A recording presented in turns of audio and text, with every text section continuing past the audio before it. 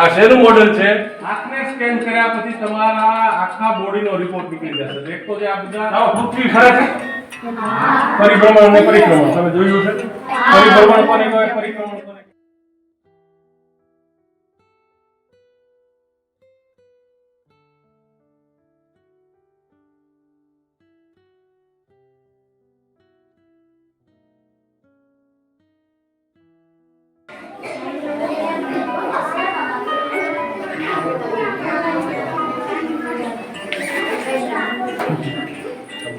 મજા આવે છે?